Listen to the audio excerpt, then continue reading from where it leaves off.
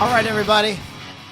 Welcome to Loudini Rock and Roll Circus. My name is Lou Lombardi, AKA Loudini, and sitting next to me in the control room today is Keith Hawkins. Yes, hello. And so how you doing, Keith? You all right? I'm really good, really good. Keith is new to the whole podcasting thing, and so we gotta take it easy on him on his first podcast. So, guys, we don't want to beat him up too bad. Not too much. Not too much.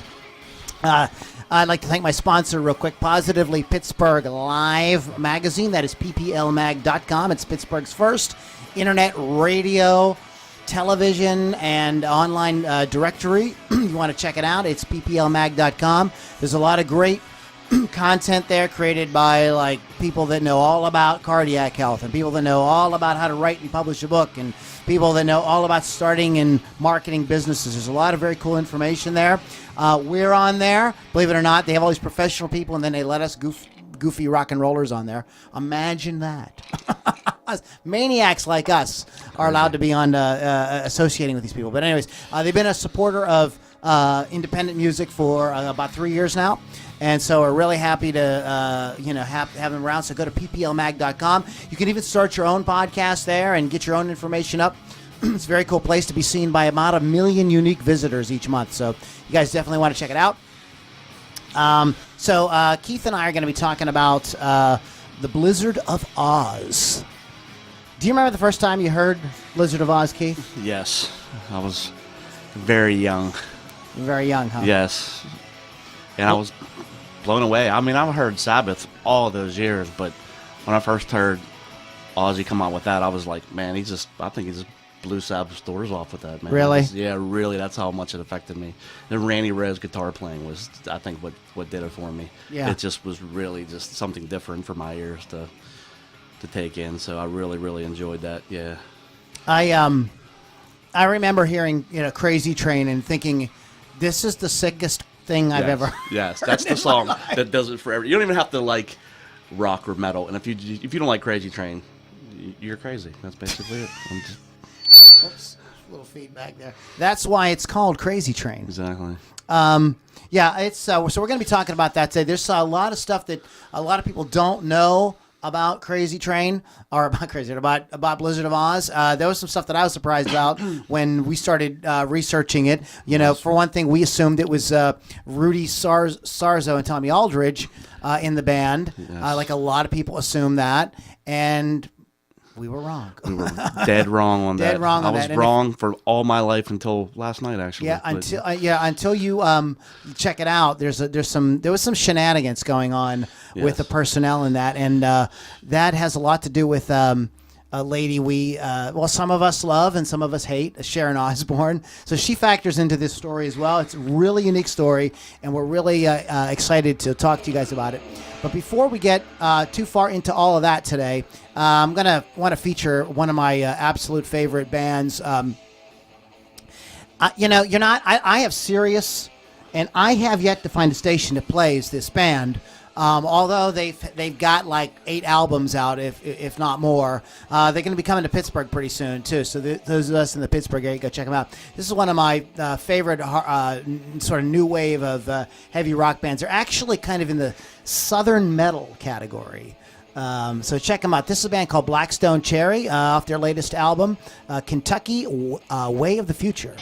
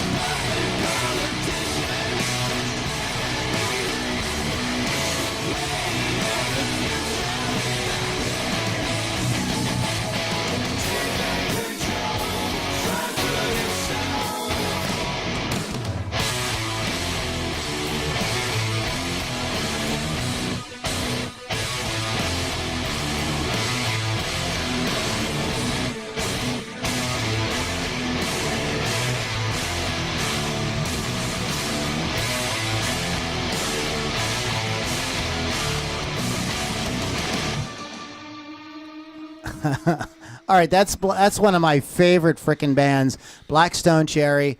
I'm gonna go ahead and give you guys the. Oh no, not Highway 4. We're not ready for you guys yet. I'm gonna start you in a minute. This I got a new computer with a different iTunes app. They don't know how to work everything on it yet. So, anyways, yeah, let me go ahead and give you guys the. Where am I here? I'm getting lost in my. No, that's it. This is very simple. BlackStoneCherry.com. Go check them out. They're coming to, if you guys are in the Pittsburgh area, I believe they are coming in like a couple weeks. It's a Wednesday night. You going? You should go. I should go. You're probably teaching. Where's it at? Stage A? Yeah, I think it's at everything comes to Stage A. No, it's Stage A. It's at the AE. Is it? Stage AE, yeah. Okay. Yeah, I'll probably be doing my teaching gig. Get up on that mic. My teaching gig that I do. Okay, so Keith is a musician from the Pittsburgh area, and you're a drummer. So tell us, go ahead and give us like what you got going on and what you're up to. Well, I teach mostly at the School Rock in Castle Shannon, and I do some teaching out of my house in Baldwin, and I also play in church on Sundays. So I mean, it's good from going from Aussie to church, but but I keep myself pretty busy with regular gigs and just trying to keep kids learning and continue doing. What's first of all, let me ask you a question. What's the most fun part of teaching? Teach drums. Teaching drums. Yes. What's the most fun part about teaching drums?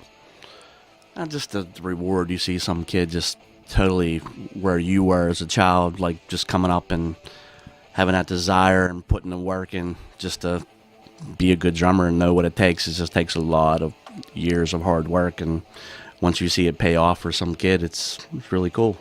Yeah, that's one of the things about teaching at school is to see people like get it. Yeah. And you see them kind of make that progress. That's really cool. Anyway, so today's topic is the Blizzard of Ozz. And Keith and I both did like a little bit of like reading on this and research on it. This is the first record post-Sabbath that Ozzy did. If you aren't familiar with it, and if you aren't familiar with it, shame on you. What the hell's the matter? Where you been living? How could you, But anyway, so it's an amazing record, and it's the record that introduced the world to Randy Rhoads. Yes. Who, like, almost, if you're a metal guitar player, hard rock, heavy metal guitar player, like, to say you're not influenced by Randy Rhoads, you're just lying. Exactly. So, what was, when you were looking this up, what was, like, the one thing that sort of stands out in your mind that, like, you just go, like, crap, I didn't realize that? It was the personnel on the album. I totally thought it was Tommy Aldridge and Rudy Sarzo, and I'm very taken aback when I read it, and I was like, who is Bob Daisley and Lee Kerslake? I was like, I have no idea who those guys were. So I did some research on those guys and found out that I think it was the bass player used to play with Rainbow. I think he was in Rainbow for a while, and then and the drummer was in Uriah Heep for years, and which I just never knew that. And everybody knows Randy Rhoads. Yeah, but those two, the rhythm section, I was like, I have no idea. I was really, really surprised by that. The personnel is everybody just assumes it's Tommy Aldridge and Rudy Sarzo. Now they were the touring act. And for a long time with Ozzy, of course, but no, this record is they had a hard time like shopping it to get record label interested. Sharon Arden, later to become Sharon Osbourne, yes. The only person they could get interested in it was her dad, who she was sort of like on the outs with to do anything with it. So it took them a while to kind of like sell people on this idea. Meanwhile, you understand, Sabbath hires Dio, and they're doing their thing, and so there's a little bit of Ozzy's kind of left out in the cold. But it's let me go ahead and give you guys a little bit of the story here. Let me see here. I've got a great article from UltimateClassicRock.com. It was. there was a sort of like kind of like people like wondering like if Ozzy, could really make it on his own, and indeed so low is Osbourne's self-esteem after being dismissed from Sabbath in April '79 that he would waste months wallowing in self-pity, sequestered in a seedy L.A. motel while continuing to indulge in his numerous vices, which are not named here, which we can only guess. I think that Ozzy likes to drink. I think that's He's probably... definitely I think been around the bottle a few times. Yeah, he's been around the bottle. Maybe several bottles at a time. So. So Sharon Arden, finds him and tries to sober him up. At the time, she was looking to break ranks with her father, legendary artist manager Don Arden, who coincidentally was in charge of Black Sabbath. So Ozzy and Sharon saw something in each other. No one else did. I think they say hope. But what I think Sharon saw was dollar signs. Yes. Look, Keith and I were talking about this earlier today, and I was like, she's a very shrewd business person, and I think that she saw the financial, and I think that, like, if there's ever any doubt, you just have fast forward to when they did their reality show, which was a wild success. Yes. Whether you liked it or not, it Huge. was a huge freaking success. But they saw something in each other. They also started searching high and low for accomplices willing to take a chance. And, it was tough going at first. Eventually, they hit the jackpot with soon-to-be former Quiet Riot guitar prodigy Randy Rhoads. A lot of people forget Randy was in Quiet Riot. That's that was true. where... and then they flew to England in '79 and started working with Bob Daisley, who was in Rainbow, most famously, and Uriah Heep drummer Lee Kerslake, who wound up completing the formation informally baptized as Blizzard of Ozz. Now, this brings up to something that I was not completely aware of, but Blizzard of Ozz... Yes, this is where the Sharon thing comes in, I think, into play a little bit. Yes, Blizzard of Ozz was supposed to be the band name. Yes. Okay? And now when you go and you research, if you go and you pull this up on Napster or iTunes or whatever, it's Ozzy Osbourne, and then his first album is called Blizzard of Ozz. But originally, that was a band name. Bob Daisley has his own website. You guys can go to bobdaisley.com and check this out. But let me read you like a little bit of a quote from his website. It says, Blizzard of Ozz came out in 1980 in the UK and 81 in the US, where it would eventually sell more than 4 million copies. Although it would be billed as Ozzy's first 2 solo albums, the real creative power behind the throne lay with a trio of musicians, Randy Rhoads, Bob Daisley, and Lee Kerslake, who was Kerslake was with Uriah Heep, as we stated. He says, Bob says, I made sure CBS signed Ozzy on a solo deal because I didn't want to waste my time negotiating with the lawyers representing the members of Blizzard.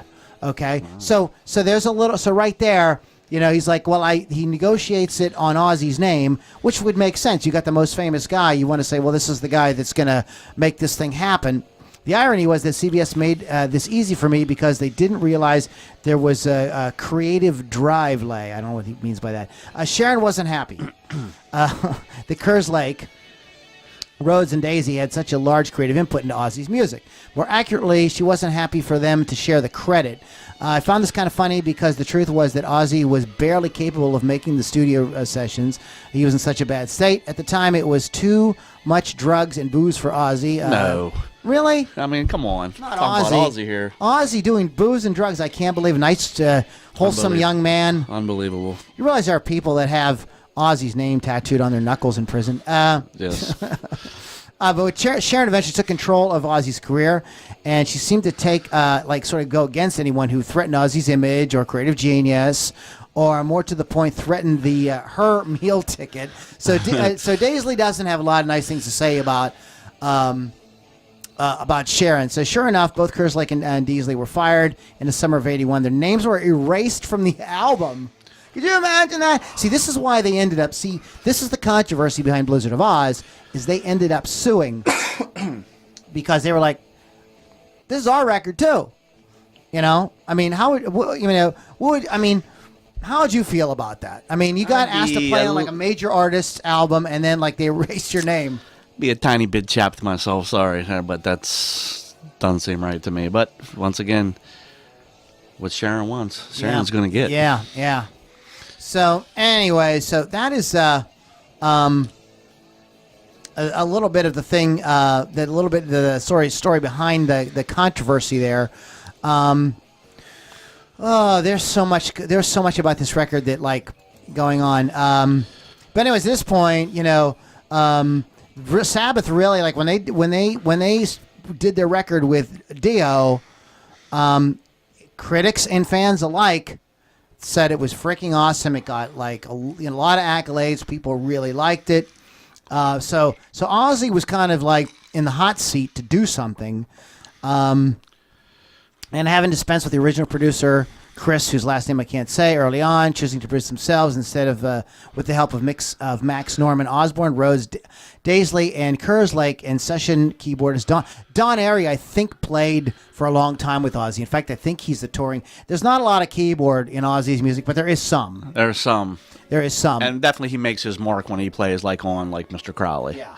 That's definitely keyboard solo, yeah. Yeah. And I don't even know. Would love to know. I don't even know what Don Airey looks like. I mean, I've heard his name for years. I should look him up.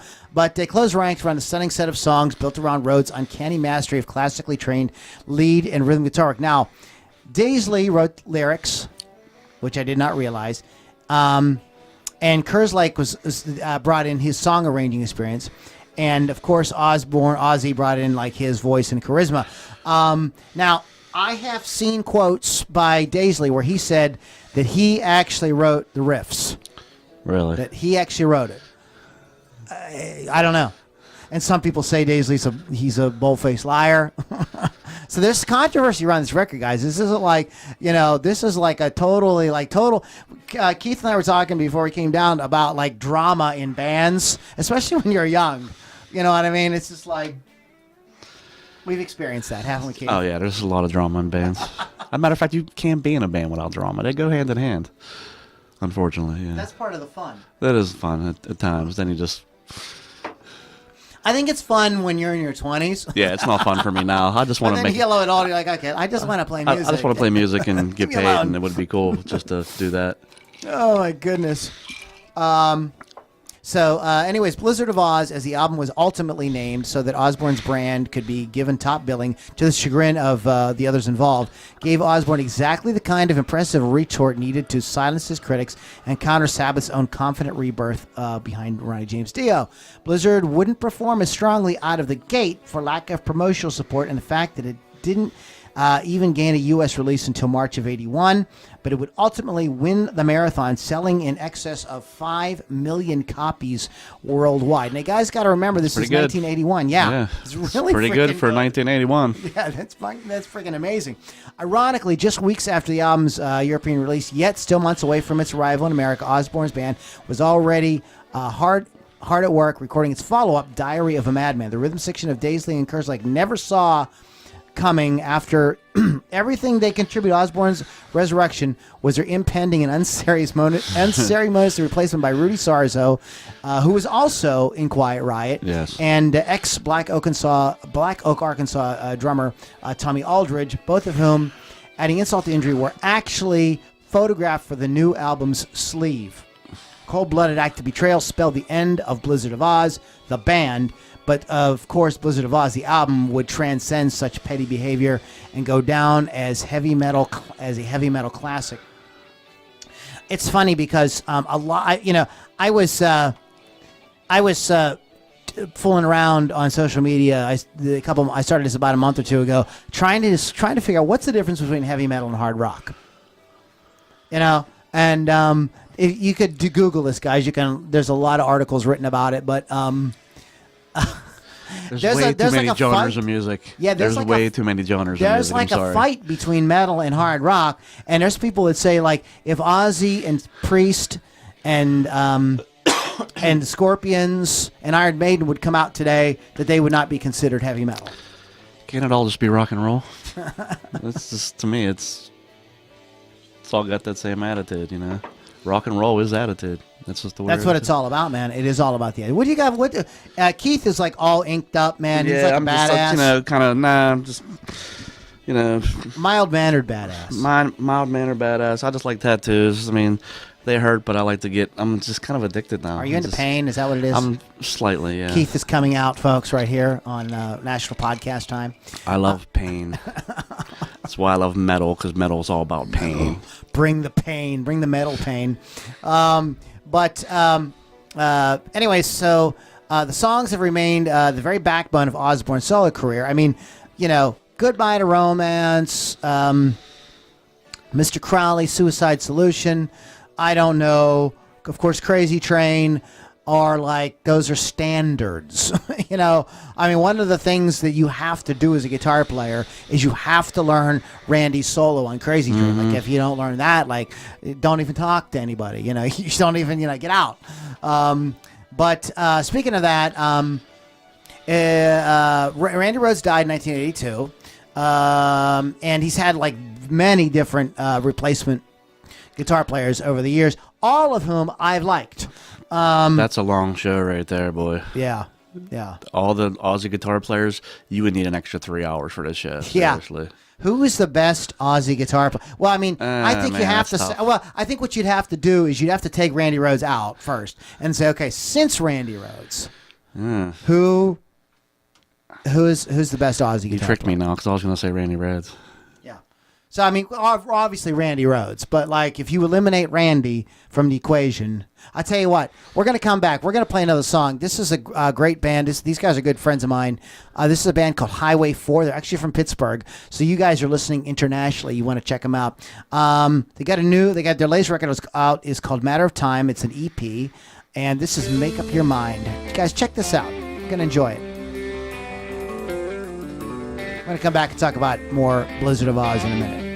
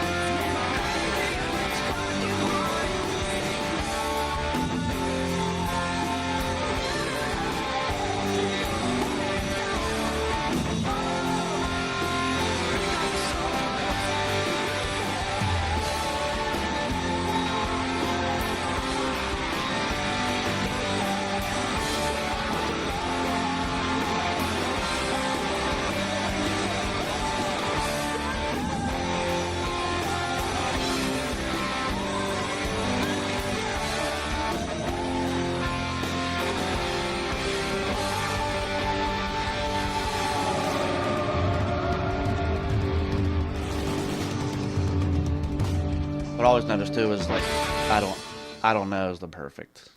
All right, guys, welcome back. And that was Highway 4 with Make Up Your Mind from Matter of Time, which is their latest EP. And Keith and I were talking on the break there while the music was playing.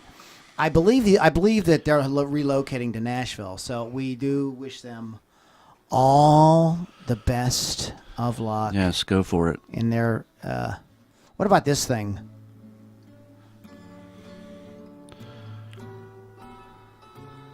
D by Randy Rhoads. I knew a guy. I knew. I went to IUP for music, and a couple of guitar players actually auditioned with that. Really? Into the music department. Oh no. I knew better than to do that. I played Bach's Bourrée in E minor. I knew, like, at least play a classical piece. Like, don't try to play a rock tune. Right. I mean, it sounds classical, but it's not really. And then you got this song. What is this? This song's a little bit controversial, we'll say. Check you guys out.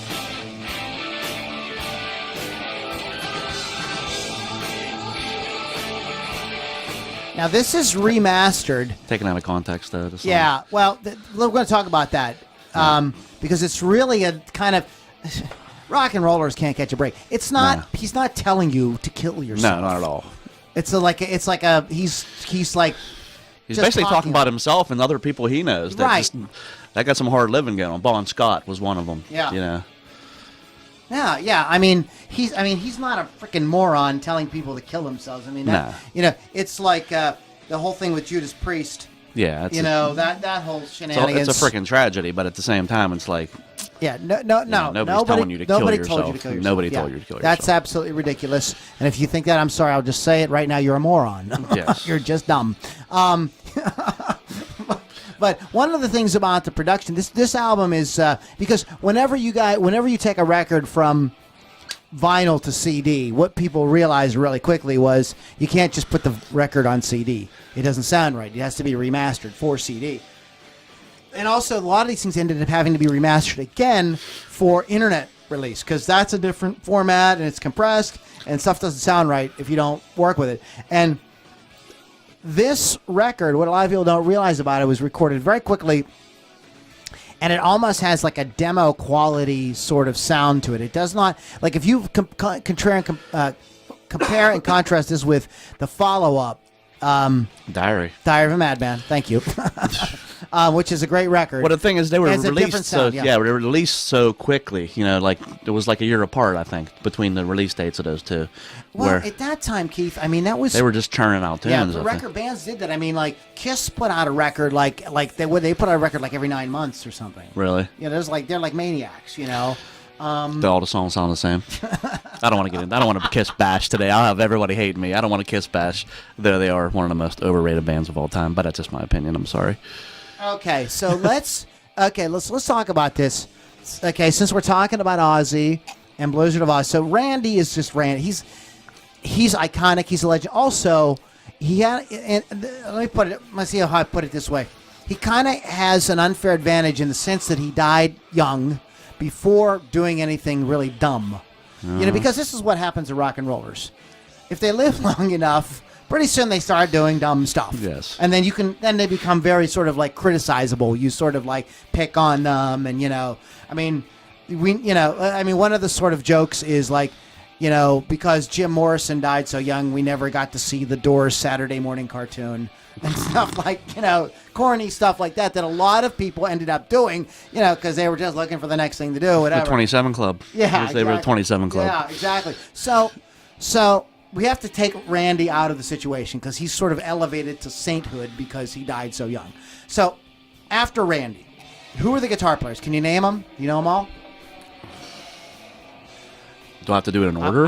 Name them however you want, but I guarantee there's one you're going to miss. Oh, of course. Go ahead. There's one that everybody misses. Go ahead. Brad Gillis. Oh, that's the one who that played, everybody... No, I know that one. He played with... forgets. And I think he quit Ozzy's band and joined freaking Night Ranger. Well, they were playing... He was in both bands at the same time. Oh, really? Okay. But he was disappointed because when they did that album, that live album, they did mostly Sabbath tunes. Did a lot of Sabbath tunes, and he was like, it was cool, but he says he wanted to do other stuff. But good. See, This man knows his rock. The one I think everybody would miss was Joe Holmes. I didn't know who Joe Holmes was at all, and then Joe Holmes just all of a sudden was Ozzy's guitar player, Joe Holmes. I'm like, I think he just took my order down at the drive-through before, but he works down at Sonic, doesn't he? I like Jakey Lee a lot though. He had like a unique style, you know.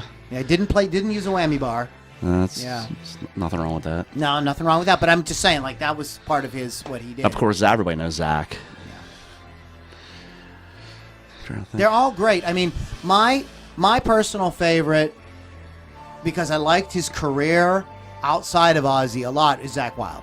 I loved, like, when I heard Pride and Glory, I was like, oh my God, banjo and heavy metal. Like, this is like off the hook. And the songwriting is freaking solid. Yeah. And I love Black Label Society. I think that's a really cool band. And Ozzy, do you know Ozzy comes and he's guested on some of the Black Label Society songs and stuff like that? I mean, like, so that's my personal, but it's hard to pick. I mean, Jakey Lee. Jakey Lee was pretty badass, Jakey man. Lee. Yeah.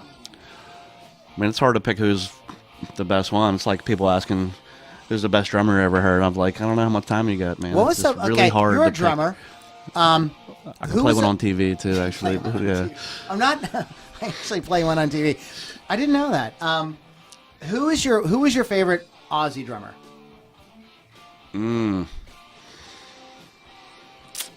I do like Randy Castillo was good. I liked him. He has solid pocket, man. Solid pocket. Tommy Aldridge, of course, is great. Yeah. I can't say Lee Kerslake because I didn't even know who that was until last night. Yeah, well, that's him playing here. Mike Borden plays really well. I mean, he just definitely hits the drums like a rock drummer. But I mean, all those guys are good. They all got that rock chops thing, man. They got definitely.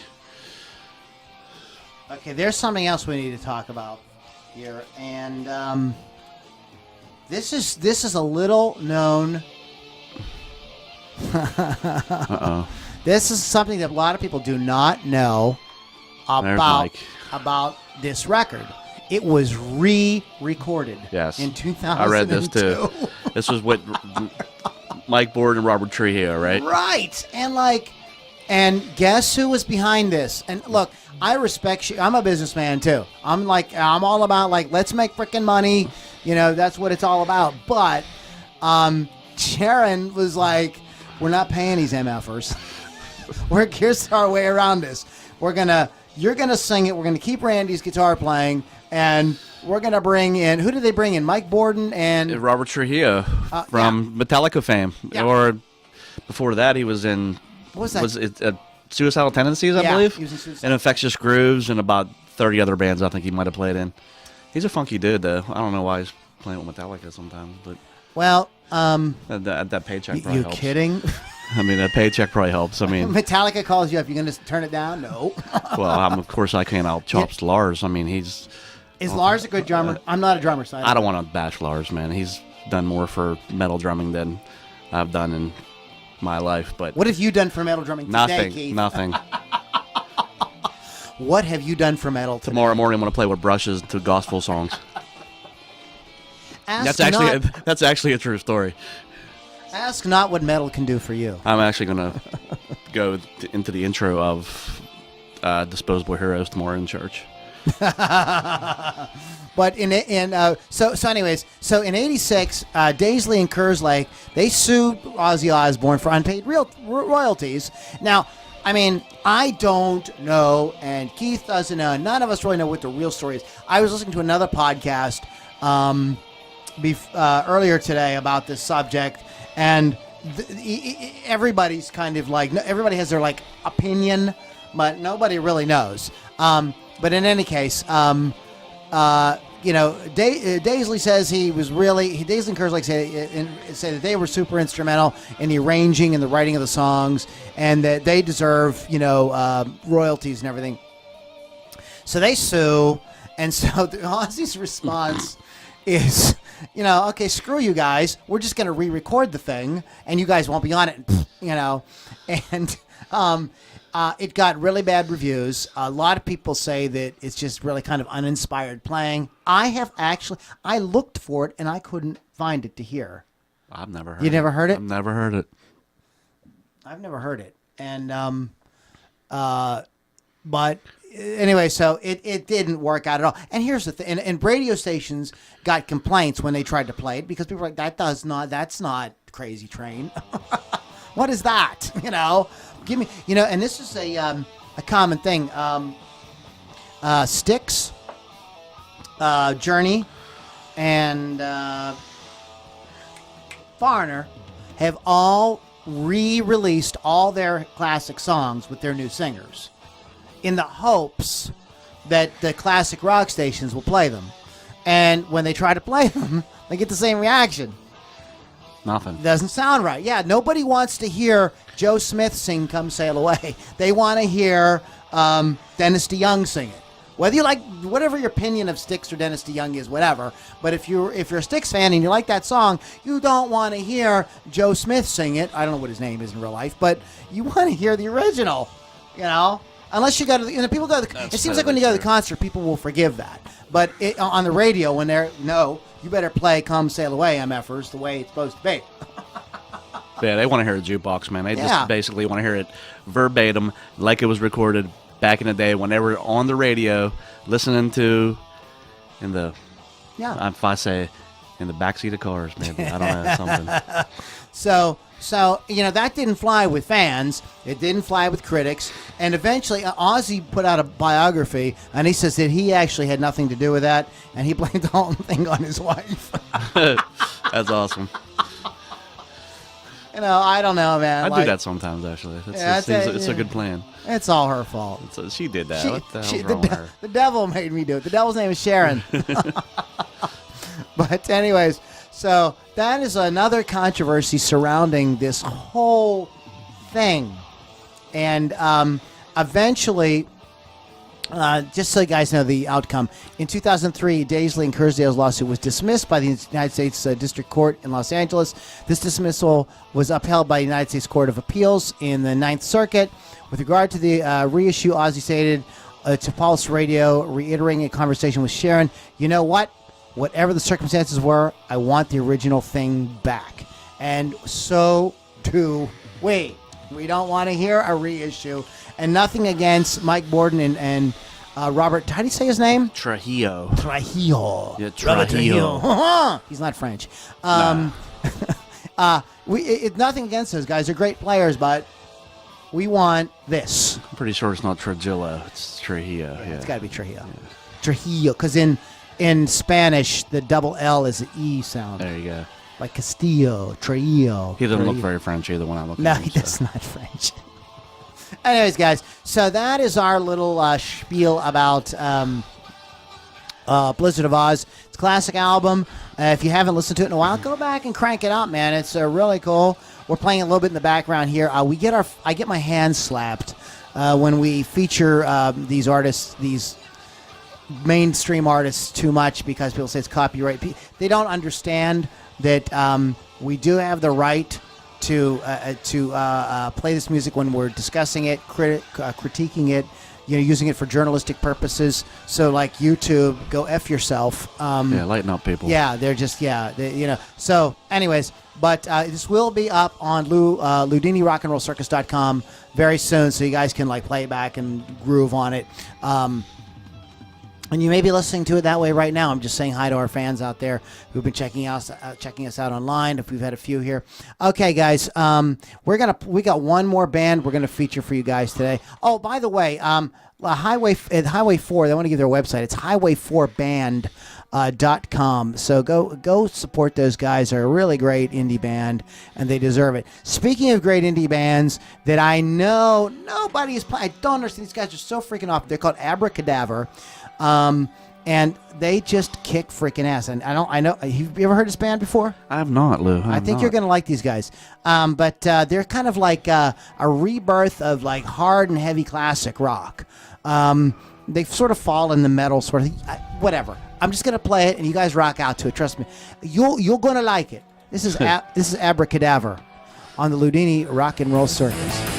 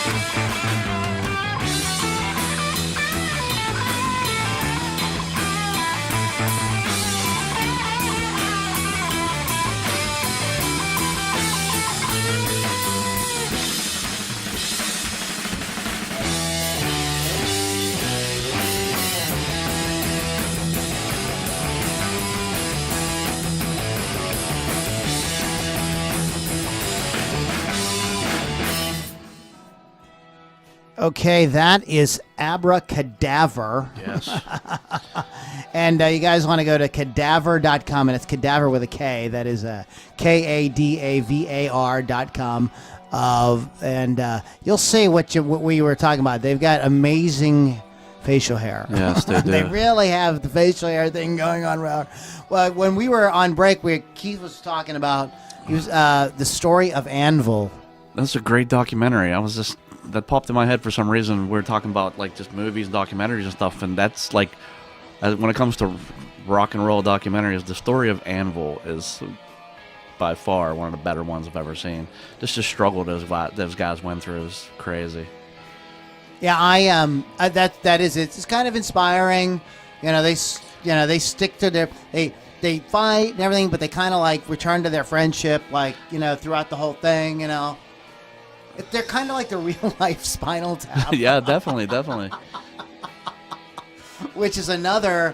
That isn't a real documentary. That's a like mockumentary, but classically hilarious it's though. Great. So, anyways, guys, you guys been hanging out with the Loudini Rock and Roll Circus. Keith, do you have anything you would like to plug or mention on the way out here today? If you want drum lessons, come to School Rock in Castle Shannon. I'm available. Do they have a website? Yes, it's School Rock. Just go and / Castle Shannon, I'm sure. There's Rock. two. There's one in Wexford and Castle Shannon. I'm in Castle Shannon. Yeah, I mean, you want to go to Castle Shannon. Look at the tattoos. Come on. Are you kidding?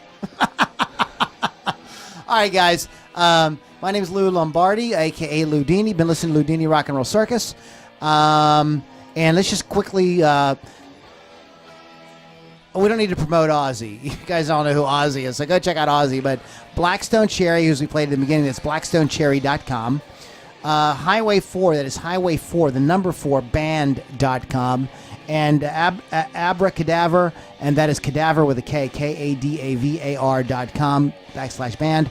Go check those guys out. Yeah, we all published the notes, and you guys can look up all the articles and everything. BobDaisley.com is a very interesting website. You guys might want to, if you like controversy and conspiracy, you might want to check that out.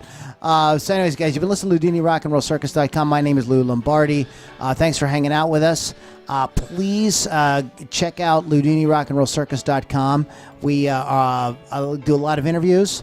And you will find this podcast on our brand new launching, which is official today, is the Loudini Hard Rock and Metal Circus.